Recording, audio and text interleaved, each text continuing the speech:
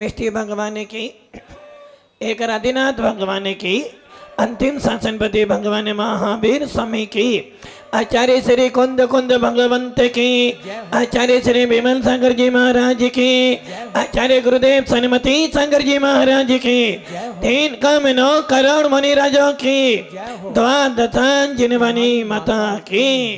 बोले परम पूज्य आचार्य सुंदर सागर जी महामुनिराज की, महामुनिराज की, महामुनिराज की जय कारा गुरुदेव का, जय कारा गुरुदेव का, जय कारा गुरुदेव का।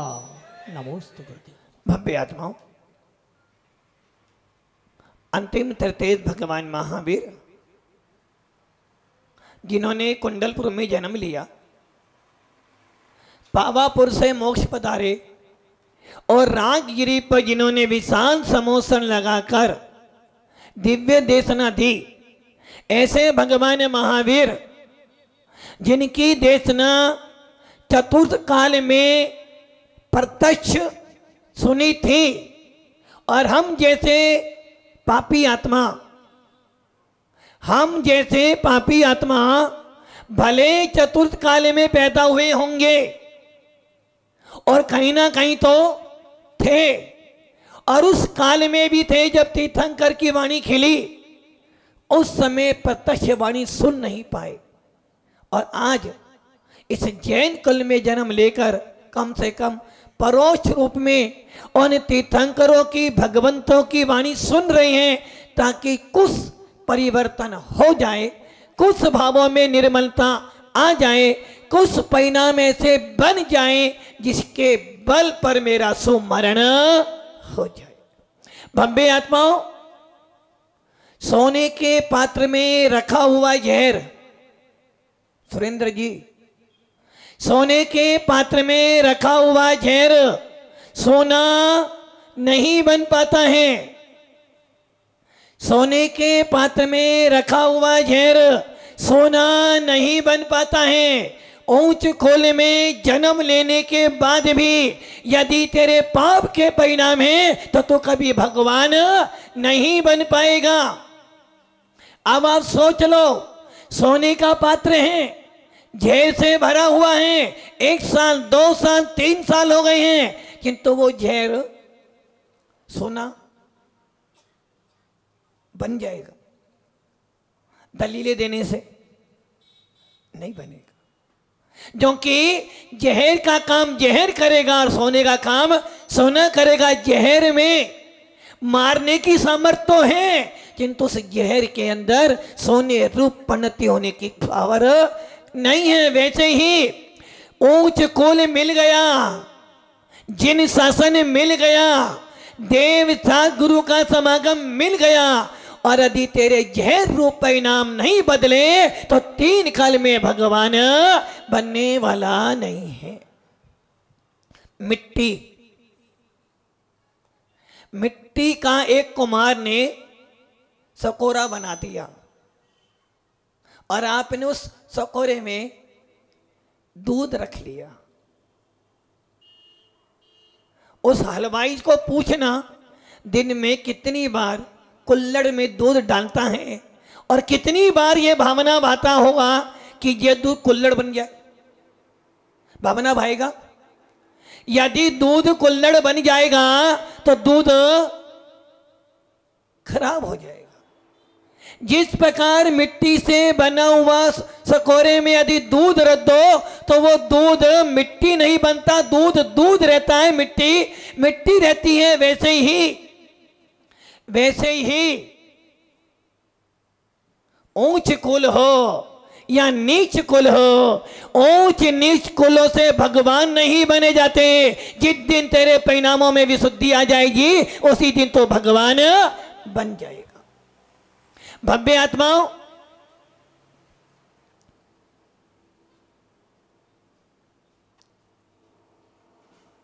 अनादि काल से जन्म मरण किया है, अनादि काल से जन्म मरण जन्म मरण जन्म मरण करते करते करते करते अनंत काल बिता दिए हैं। एक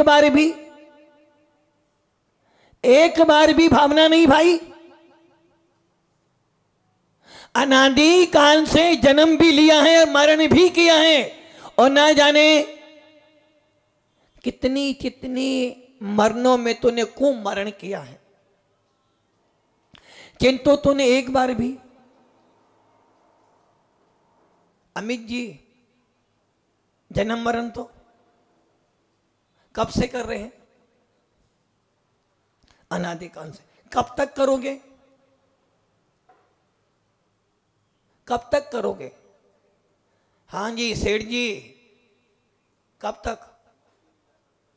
अनादिकाल से जन्म मरण करते हुए आ रहे हो, कब तक करोगे? कब तक शीतल जी? अनादिकाल से जन्म मरण कर रहे हो, कब तक करोगे? ये ध्यान रख लेना, अनादिकाल से जन्म मरण किया है। और यदि अब की बार भी जिन शासन पाने के बाद भी यदि ये निर्णय नहीं कर पाया कि मैं कब तक जन्म मरण करूंगा, तो समझ लेना तेरा जैन शासन मिलना, सच्चे देव सा गुरु की सेवा करना, भक्ति करना, मुनि बनना, घरस्थ बन जाना, श्रावक बन जाना, तेरा सबका सब व्यर्थ है। मानते हैं डूंगरपुर वाले भैया, मानते हैं कि हमने अनादिकाल से जन्म मरण किया है, और मैंने ही नहीं आप सबने किया है। अरविंद जी अनादिकाल से अरविंद तो नहीं थे, अनादिकाल से अरविंद नहीं बने, किंतु अनादिकाल से जीव थे, अनादिकाल से जन्म मरण किया है। और यदि अभी भी हम ये निर्णय नहीं कर पाए कि मैं कितनी बार और जन्म मरण करूंगा, तो समझना इस पर्याय में आने के बाद भी, देव सा गुरु की पूजा भक्ति करने के बाद भी, महाव्रतों का पालन करने के बाद भी, श्रावक के व्रतों का पालन करने के बाद भी यदि अपना निर्णय नहीं कर पाया, तो समझना तेरा इन सब चीजों में अटक जाना, इन सारा पुरुषार्थ करना खराब हो जाएगा। अब की बार तो निर्णय कर ले विजय जी, अब की बार तो क्या निर्णय कर ले, गलती करी है कोई बड़ी बात नहीं है। और ऐसा कौन सा जीवन से गलती नहीं होती? अरे गलती जो करता है, गलती जो करे उसे शैतान कहते हैं, गलती जो करे उसे शैतान कहते हैं, गलती पे गलती करे उसे हैवान कहते हैं, और जो गलती को गलती मान ले उसे इंसान कहते हैं, और गलती को सुधार ले वही तो भगवान बनता है। गलती की है हमने, गलती की जब भी पंचम काल में आए, गलती की जब भी हम मिथ्यात्व में पैदा हुए, और गलती ना करते तो पहला गुण स्थान तो ना मिलता। अरे गलती की, जन्म मरण किया मिथ्यात्व में, उसका फल ये मिला कि पंचम काल में पैदा हो गया, किंतु पंचम काल में पैदा हुआ हूं, गलती की है, किंतु गलती मान रहे हैं, भाई गलती तो हो गई, किंतु उस गलती को भी सीधी करने की पावर मेरे पास में है। मानता हूं गलती की थी, अनादिकाल से कुमरण किया, पहला दूसरा तीसरा गुण स्थान पर आप किया, मिथ्यात्व में मर गया और पैदा हो गया पंचम काल में। किंतु अब की बार ऐसी गलती, अब की बार तो ऐसी गलती करूंगा कि गलती भी पूरी की पूरी सुधर जाएगी, और बार बार जन्म मरण किया था, अब की बार तो समाधि मरण करूंगा। और यदि एक बार खोडनिया जी, यदि एक बार अनादिकाल से जन्म मरण किया था, यदि अब की बार मैंने समाधि मरण कर लिया, तो आने वाला काल मेरा अल्प हो जाएगा। जो कि आचार्य कहते हैं जो एक बार समाधि मरण कर लेता है उसको अधिक से अधिक 7-8 भव में निर्वाण की प्राप्ति हो जाएगी। अधिक से अधिक 7-8 भव।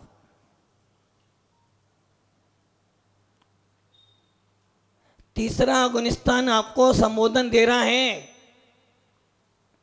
तीसरा गुणस्थान आपको संबोधन कह रहा है कि भैया तीसरे गुणस्थान में यदि आ जाएगा तो मरण नहीं होगा। जिन जिनको मरण नहीं करना है वो तीसरे में आ जाओ, और जिन जिनको चारों गतियों में घूमना है वो पहले में आ जाओ। और जिसको भव्य बनना है, जिसको भव्य बनना है, जिसको रिजर्वेशन करवाना है कि मुझे मोक्ष मिल जाएगा, वो दूसरे में आ जाए। अब बात चलते हैं, पहले वाला कहीं भी जा सकता है, कोई ठिकाना, क्योंकि आपका रिजर्वेशन नहीं है, कहीं भी टीटी तुम उतार सकता है। दूसरा गुणस्थान कह रहा भैया रिजर्वेशन करवा लिया है, इतना तो करवा लिया है कि मैं भव्य बन गया हूं, और जितने दूसरा गुणस्थान प्राप्त किया है कभी ना कभी तो मोक्ष जाएगा। और यदि तीसरा मिल गया है, भव्य हूं, मोक्ष जाऊंगा, किंतु जब तक तीसरा गुणस्थान है, कैसे परिणाम है? मिली जुली सरकार, मिली जुली सरकार। कब सुरेंद्र जी? मिली जुली सरकार है, ना जाने कौन सी पार्टी का मेंबर किस समय हाथ खड़े कर दे भैया, ना जाने किस समय मोदी जी नाराज हो जाए, और ना जाने किस समय अमित शाह नाराज हो जाए, और ना जाने किसी समय यदि कौन वसुंधरा जी हो गई फेल तो पूरी सरकार। तो ये ध्यान रखना, तीसरा गुणस्थान मिली जुली सरकार है, और वो कह रहा है ना तेरे परिणाम मिथ्यात्व के हैं और ना सम्मित्य मिले जुले परिणाम है, और मिले जुले परिणामों में तेरा मरण नहीं हो सकता। और जब तेरा मरण नहीं होगा तो तू ना नीचे जाएगा ना ऊपर जाएगा। इसलिए जिसको मरण नहीं करना हो वो तीसरा गुणस्थान में आराम से। संदीप जी जाना तीसरे में, मरण करना है, मरण करना है, अभी मरण करना है। बात बस ये जो बाद में महाराज जी, काला जी कह रहे हैं महाराज जी जब से आप आए हो ना, कौन?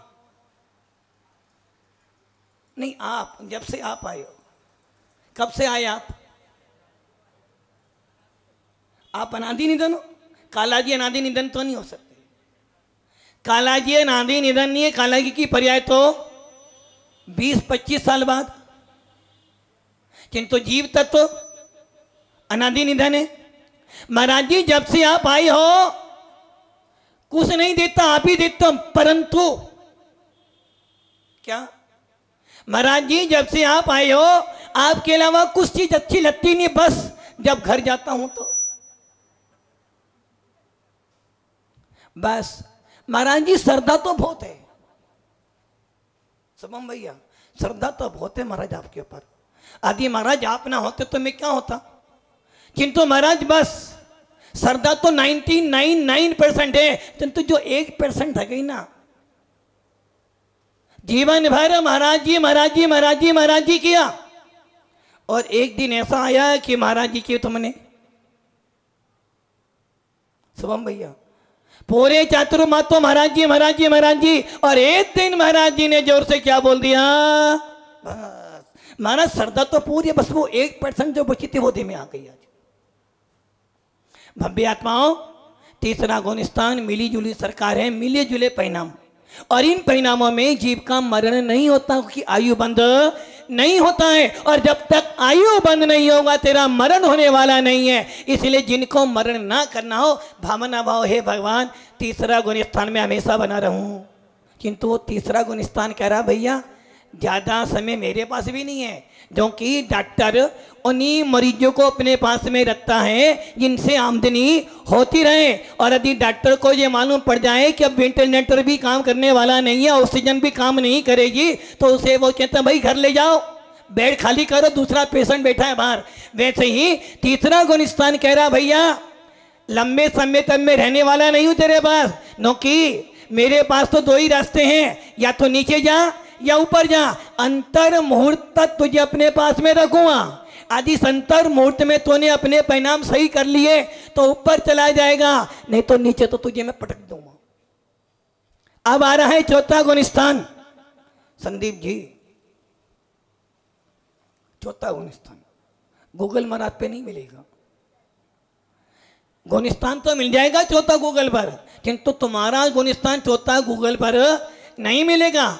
यदि तेरा चौथा गुण स्थान परिवर्तित करना है, यदि तुझे चौथा गुण स्थान प्राप्त करना है, तो जिन देशना सुन और जिन देशना सुनकर तेरे परिणामों में जो निर्मलता आएगी वही तेरा गुण स्थान परिवर्तित कर सकती है। चौथा गुण स्थान सबसे महत्वपूर्ण गुण स्थान। जीवन में जितने भी बार तुमने जन्म मरण किया है, कभी पहले में किया, कभी दूसरे में किया है, यदि चौथा गुण स्थान प्राप्त कर लिया, निश्चित यदि चौथा गुण स्थान प्राप्त कर लिया, कितनी बार जन्म मरण करोगे? मान लो पदम जी को चौथा गुण स्थान मिल गया, कितनी बार जन्म मरण करोगे आप? पदम जी गुण स्थान चौथा मिल गया है, कितनी बार जन्म मरण करोगे?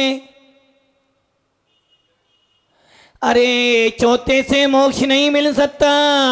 कपड़े वाले यदि मोक्ष में चले जाएंगे तो भगवान महावीर का सांसन धूलमिल हो जाएगा, फिर हमें 25वां तीर्थंकर मानना पड़ेगा। परमिट तो मिल जाएगा, किंतु परमिट कैंसिल भी हो सकता है।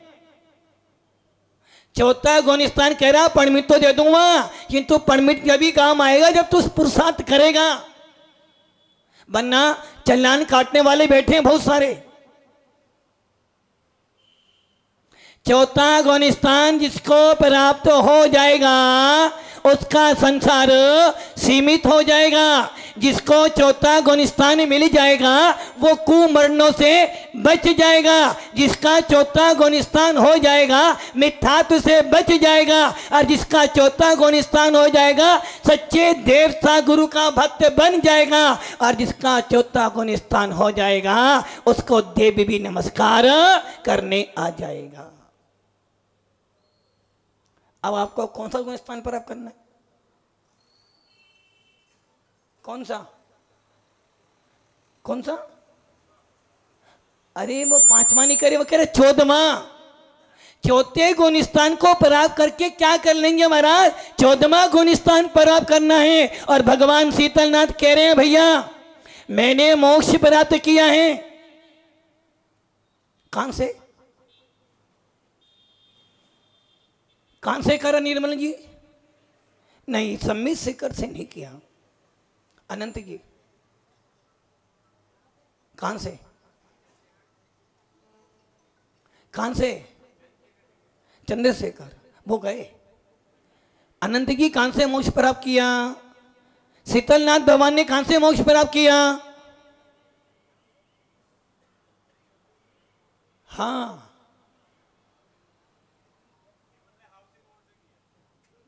आसीन जी कहां से प्राप्त किया?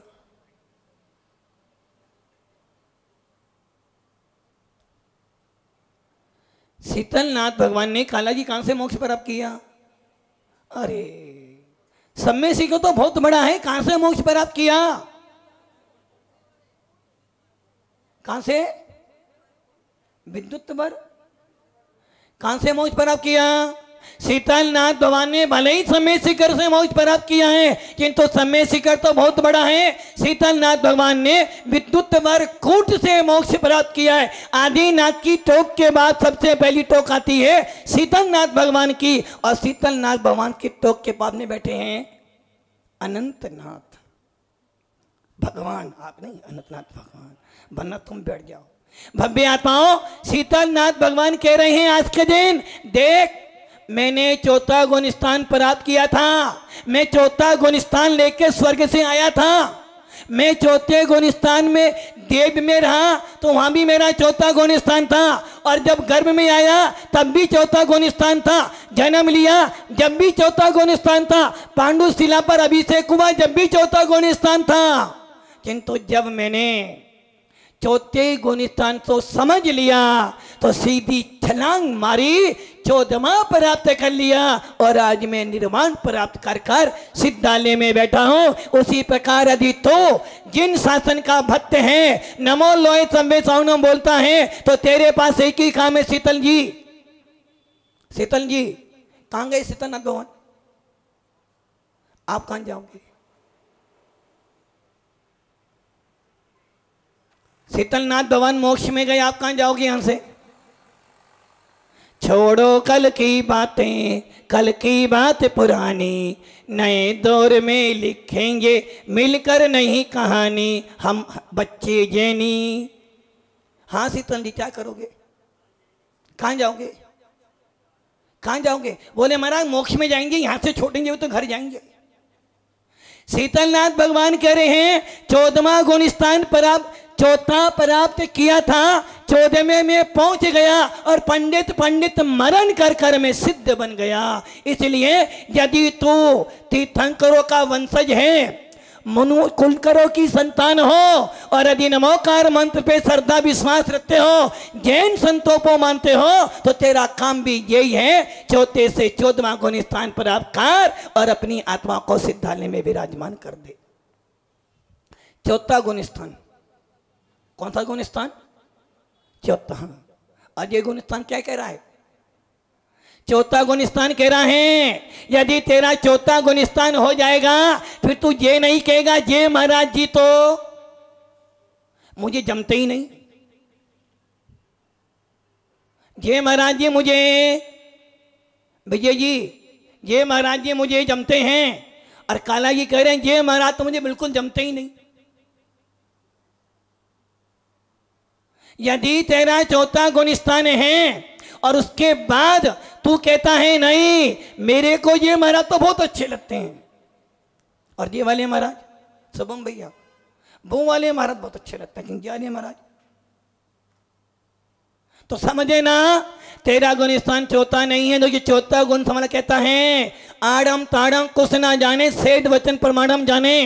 वो अंजन चोर जिसको तो सम्यक दर्शन भी नहीं था, वो अंजन चोर जो चोरी करके भाग रहा था, किंतु चोरी करते करते करते करते सेठ मिल गया और उसने सोच ली, मैंने सुना है कि जैन शासन में मुनियों की तो बात छोड़ो, जैन श्रावक कभी झूठ नहीं बोलता, और उसने उन वचनों पे श्रद्धान करा, उस मंत्र की साधना करी, अंजन से निरंजन बन गया, सिद्ध बन गया। तो बब्बे आत्माओं यदि हमारा चौथा गुण स्थान है तो समझे ना बहुत बड़ा काम तूने कर लिया है।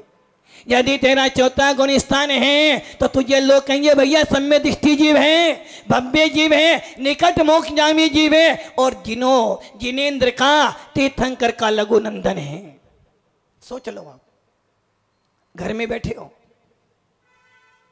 घर में बैठे हो, भरत जी, कौन भरत जी? राम के भैया भरत नहीं, आदिनाथ के पुत्र भरत जी घर में रहते हुए भी बैरागी थे। 6 खंड के अधिपति होने के बाद भी उनके मन में चौथा गुण स्थान था, और वो क्या सोचते थे? आप क्या सोचते हो वो आप जानो। भरत जी सोचते थे हे भगवंत 365 नहीं 366 दिन में एक दिन भी ऐसा ना आए जिस दिन मेरे घर में मुनियों का हार ना हो। 366 दिन में ऐसा एक दिन मुझे ना देखना पड़े कि मैं किसी मुनि की वंदना ना कर पाऊं, और 366 दिन में ऐसा दिन तो मुझे हर रोज मिले कि मेरे घर में गुरुओं का पाद प्रक्षालन करने का अवसर मुझे मिल जाए। कब होता है ये? जब सम्यक दर्शन हो, जब चौथा गुण स्थान हो। पर दव्यनते भिन्न आप में रुचि सम्मित भला है, सारी वस्तुएं रखी हैं, 6 खंड का अधिपति है, और फिर भी कह रहा है ये सब तुझ तो पुद्गल की माया है, मेरा कुछ भी। और हम वकील साहब हम जोड़ जोड़ के जीएसटी भर भर के 2 नंबर का पैसा 1 नंबर करने पे लगे। और वकील का काम ही यही होता है, काले पर पुलिस, व्हाइट पुलिस मार देना, उन पे मत मार देना, वो पहले से व्हाइट है। तो बब्बे आत्मा चौथा गुण स्थान और ये निश्चित है चौथे गुणस्थान में मरण होगा। पहला दूसरा तीसरा समझ चुके, चौथे गुणस्थान में मरण होगा। और जो जो चौथे गुणस्थान में मरण करेगा, अब सोचे ना पूरे आप लोग, यदि वास्तव में जैन हो, दिगंबर साधुओं के भक्त हो, देवता गुरु की जय बोलते हो, और उसके बाद भी यदि तेरे मन में जरा सी भी खटास आ जाती है, जिस प्रकार दूध का भरा हुआ गिलास रखा है विजय जी, चाय का गिलास है, मट्ठे का नहीं, दूध का। देखिए मट्ठे में जितना भी दूध वो नींबू डालोगे वो क्या करेगा, यदि फाड़ भी दे, पहले ही फटा वो तो। यदि तू चौथा गुणस्थान प्राप्त कर कर भी अपने आप को कहता हो कि नहीं सम्य दृष्टि तो हो, किंतु महाराज जी मुनिराज जमते ही नहीं है। चौथा गुणस्थान तो महाराज जी है मेरा, समय सार नियम सार प्रवचन सार तो पढ़ता हूं, किंतु महाराज जी मुनि मुद्रा देखने के भाव नहीं बनते। महाराज जी चौथा गुणस्थान है, किंतु महाराज जी भगवान का अभिषेक करने के भाव नहीं बनते। महाराज जी चौथा गुणस्थान है, समय सार भी पढ़ लिया, नियम सार पढ़ लिया, प्रवचन सार पढ़ लिया, जीव कांड पढ़ लिया, कर्म कांड पढ़ लिया, और महाराज मूलाचार भी पढ़ लिया, किंतु महाराज जी रात में खाने के भाव तो बनते हैं। और कभी महाराज कहते भैया संयम नियम, अरे पंचम काल में काय के महाराज, पंचम काल तो महाराज होते ही नहीं है। तो समझे ना, अभी तेरा गुणस्थान चौथा नहीं है, अभी तेरा गुणस्थान पहला है। यदि तू धर्म का ठेकेदार बनकर धर्मात्माओं पे उंगली उठाता है, यदि ठेकेदार बनकर देवता गुरु की निंदा करता है, और यदि तू धर्म की गद्दी पर बैठकर जिनवानी के विपरीत बोलता है, तो तेरा गुणस्थान चौथा नहीं पहला है, और पहले में ही मरण करेगा। इसलिए आचार्य भगवान कह रहे हैं चौथा गुणस्थान, मट्ठे में नींबू डालोगे वो तो पहले से फटा हुआ है, और यदि दूध में नींबू डालोगे तो क्या, कौन फटेगा, कौन, दूध फटेगा। देखो गिलास तो नहीं फटेगा ना, वैसे ही यदि तूने दूध में नींबू डाला है तो दूध फट जाएगा। वैसे ही यदि तूने सम्य दर्शन प्राप्त करने के बाद भी यदि तुझे देव सा गुरु जैसे अमृत तुझे अच्छे नहीं लगते हैं, और तू उसमें नींबू डालता है, तो तेरा सम्य दर्शन भी छूट जाएगा और गुणस्थान पहला हो जाएगा। इसलिए बब्बे आत्माओं चौथे गुणस्थान में मरण तो होगा, मरण तो निश्चित है, अटल है, अटल मरण तो अटल है, किंतु चौथे गुणस्थान वाला जीव के लिए रिजर्वेशन पक्का है। 4 आयु हैं, किंतु चौथे गुणस्थान के लिए आचार्य भगवंत कह रहे हैं भैया जिसने चौथा गुणस्थान प्राप्त किया है उसके पास एक ही स्टेशन है। टोंगा जी कौन सा, टोंगा जी कौन सा, देवायु पक्का सोच लो, एक बार सोच लो। चौथा गुणस्थान है, चौथे गुणस्थान वाला जी मर के कहां जाएगा, टोंगा जी ने बोला देवायु। एक बार और सोच लो। पदम जी परमिट, चौथे वाला परमिट लेकर बैठा है, किंतु परमिट भी जब भी क्लियर होगा जब रास्ते का मार्ग एकदम क्लियर हो, क्योंकि हर नाके पर चौकी लगी हुई है। यदि वो चौकी वाले चलान काटेंगे तो तू अटक जाएगा और तेरा परमिट खड़ा रह जाएगा। इसलिए चौथा गुणस्थान वाला परमिट दे रहा मोक्ष जाने का, किंतु चौथे से मोक्ष होने वाला। पदम जी यही सोच रहे हैं कि महाराज वो टैक्सी त्याग तो कर ली है, परमिट तो मिल गया ना आपसे, अब मैं उठाऊं ना उठाऊं परमिट तो मिल गया, किंतु ये ध्यान रखना रखा परमिट भी रखा परमिट भी डिस्चार्ज हो जाता है, हो सकता है। परमिट तो चौथे का मिला था, किंतु पहले में आ गए तो अनंत काल बीत जाएगा। इसलिए चौथे वाले को हर चौकी पार करनी पड़ेगी। चौथे के बाद उसके बाद 10 सीढ़ियां हैं, 10 चौकी लगेंगी। यदि 10 चौकी पार कर लेगा तो 14वां मिल जाएगा, और जब 14वां मिल जाएगा तब कहना महाराज परमिट क्लियर हो गया है, अब तो मोक्ष जरूर जाऊंगा। हाँ जी पदम जी, चौथे वाला मर के कहाँ जाएगा? पदम जी, चौथे गुणस्थान वाला जी मरण करके कहाँ जाएगा? टोंगिया जी ने बोला देव आयु में ही जाएगा। आप क्या कह रहे हो? देवी, देवी तो नहीं बनेगा? देवी, देव बनेगा, देवी नहीं बनेगा, देव ही बनेगा। सोच लो। काला जी, कौन? नहीं, काला जी देव नहीं बनेंगे, काला जी तो देवादि देव बनेंगे। काला जी चौथे वाला जी मर के कहां जाएगा? अच्छा, वो कह रहे हैं चौथे वाला देव गति का मार्ग प्रशस्त करेगा। हाँ भैया, चौथे वाला जी मर के कहां जाएगा खोड़ाना जी? एक ही स्टेशन है उसके पास, देवगति में जाएगा। भव्य आत्माओं, चौथे गुणस्थान वाला मर कर देवगति में जाएगा। ये तो सब बात जानते हैं, किंतु ये बात अधूरी है। अभी ये बात 100% सत्य नहीं है, जो कि सामान्य कथन में हम ये कह रहे हैं कि चौथे वाला जी मर के कहां जाएगा? देवगति में ही जाएगा, स्वर्गों में ही जाएगा, भवनवासी व्यंतर ज्योतिष में नहीं जाएगा, क्योंकि भवनति में तो मिथ्या दृष्टि जीव जाता है। और जिसका चौथा गुणस्थान बन गया है, जो तीर्थंकरों का युवराज बन गया है, लघु नंगन बन गया है। और पढ़ते हो ना, जिसने एक बार चौथा गुणस्थान प्राप्त कर लिया, पूरी टंकी भरी है पानी की। कहां पर? कहां? वो कह रहे छत पर भरी पड़ी है। और छत कहां है? हमारे मकान के ऊपर। तो छत टंकी खाली करने के लिए ऊपर जाना पड़ेगा। जिस प्रकार टंकी में पानी भरा हुआ है, और जिस प्रकार 2 लाख योजन का लवण समुद्र जो 1000 योजन गहरा है, और उसकी एक एक बूंद को आपको बाहर निकालना है, जब वो खाली हो तब तू मोक्ष में जाएगा। कितना साल लगेंगे? कितने साल लगेंगे? अनंत काल लग जाएंगे। किंतु सम्य दर्शन प्राप्त हो जाने के बाद आचार्य भगवंत कह रहे हैं, यदि तेरा चौथा गुणस्थान प्राप्त हो गया है, वो सागर, वो टंकी पूरी भरी हुई है, किंतु तूने एक गिलास पानी भर लिया।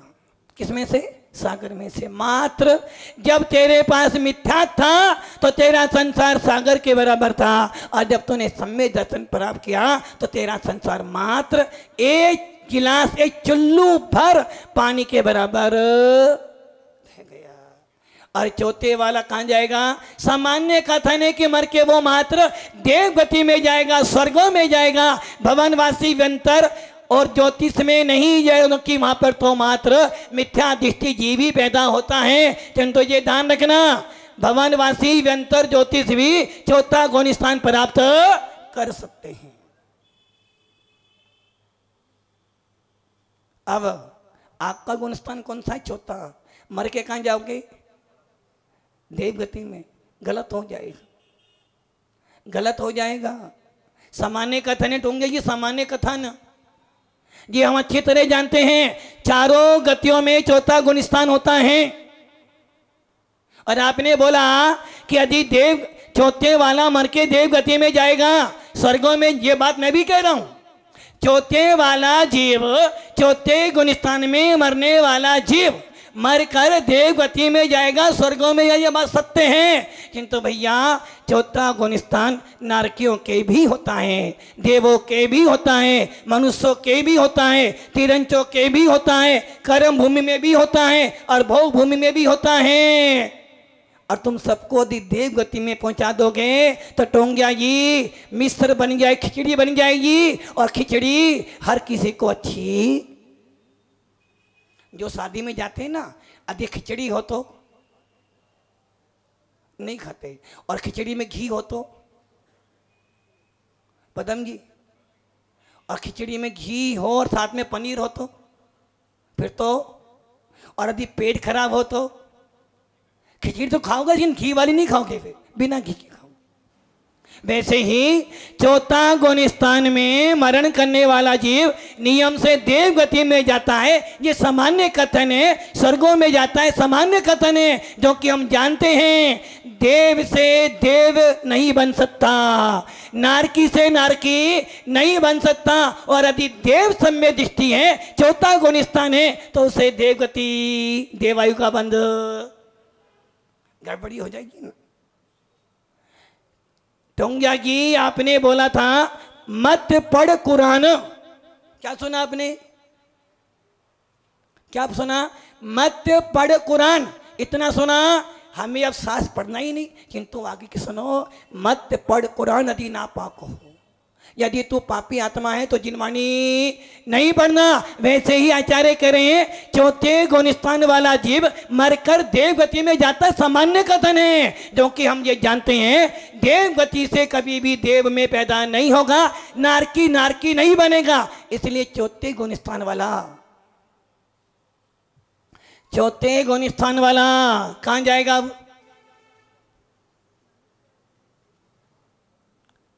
आचार्य कौन कौन स्वामी अपने अष्ट पाउड़ के